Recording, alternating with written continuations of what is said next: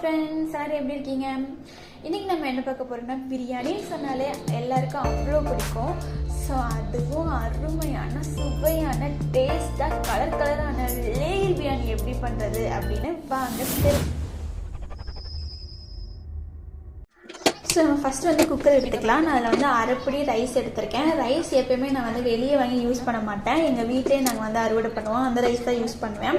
So அதில் வந்து நான் அரைப்படி ரைஸ்க்கு வந்து 5 டம்ளர் தண்ணி, அதில் வந்து நம்ம என்ன சேர்த்துக்கணும்னா 4 கிராம்பு, புதினா, பிரியாணி இலை, 2 ஏலக்காய், பட்டை, 2 டீஸ்பூன் ஆயில், 2 டீஸ்பூன் வந்து நெய் சேர்த்துக்கணும். சேர்த்துட்டு 2 விசில் வச்சுக்கணும். சரிங்களா? 2 விசில் வச்சாவே போதுமானது. இந்த மாதிரி நம்ம எண்ணெயும் நெய்யும் எதுக்கு ஆட் பண்ணுறோன்னா, ரைஸ் வந்து ஒன்றோட ஒன்று ஒட்டாமல் பொலன்னு ஸோ நம்ம எப்பவுமே பிரியாணி கடையில் வாங்குற மாதிரி வரும். ஸோ அதனால தான் 2 விசில் வச்சா போதும். ஸோ இப்போ வந்து அங்கே ரைஸ் ரெடி ஆகிட்டு இருக்கட்டும். இது வந்து நம்ம கடாய் நல்லா ஹீட் ஆனோன்னா அதில் வந்து பிரியாணி இலை, பூ, புதினா, ஏலக்காய், பட்டை, கிராம்பு, 1 டீஸ்பூன் மிளகு, சோம்பு, சீரகம், மல்லி இதெல்லாம் சேர்த்து நல்லா வறுக்கணும். வறுக்கும் போது உங்களுக்கு வாசனை வந்து அவ்வளோ அருமையாக வரும். ஸோ அந்த வாசனை வந்து ஒரு 5 நிமிஷத்தில் ஆஃப் பண்ணிவிடுங்க, ஏன்னா டக்குன்னு கருகிரும்.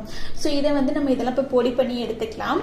ஓகேங்களா? இப்போ அதே கடாயில் எண்ணெய், நெய், சேர்த்துக்கோங்க. அதில் வந்துட்டு பட்டை, கிராம்பு, பிரியாணி இலை, வெங்காயம், பச்சை மிளகாய் சேர்த்து பொன்னிறமாக வர வரைக்கும் வதக்கி எடுத்துக்கணும்.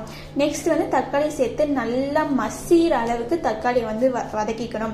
எவ்வளோ வெங்காயத்தையும் தக்காளியத்தையும் வதக்குறீங்களோ அவ்வளோ டேஸ்ட் வந்து நமக்கு கிடைக்குங்க. நெக்ஸ்ட் வந்து இஞ்சி பூண்டு பேஸ்ட்டு, அதில் கொஞ்சம் புதினா சேர்த்து அரைச்சிக்கோங்க. இஞ்சி பூண்டு பேஸ்ட் ஆட் பண்ணதுக்கு அப்புறமா நம்ம என்ன ஆட் பண்ணணும்னு பார்த்தீங்கன்னா, இப்போ பொடியை ஆட் பண்ணிக்கலாம். ஸோ நம்ம ஃபஸ்ட்டு ஒரு பொடி ரெடி பண்ணி வச்சிருந்தோம்ல, ஸோ அந்த பொடியை ஆட் பண்ணிக்கலாம். நெக்ஸ்ட் 1 டீஸ்பூன் மிளகாய்த்தூள், 1 டீஸ்பூன் மல்லித்தூள் ஆட் பண்ணிக்கோங்க. தேவைப்பட்ட கரம் மசாலா லைட்டாக போட்டுக்கோங்க. சரிங்களா?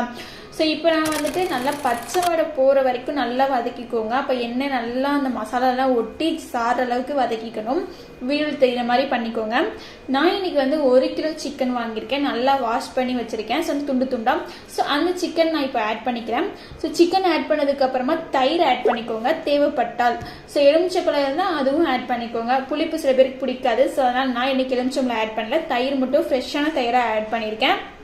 ஸோ இப்போ சிக்கன் வேகிறதுக்கு 15 மினிட்ஸ் போதும். நல்லா வேக விட்டுக்கோங்க. வேக விட்டதுக்கப்புறம் 1 டம்ளர் தண்ணி ஆட் பண்ணிக்கோங்க. ஏன்னா சிக்கன்லேயே ஆல்ரெடி தண்ணி வரும்.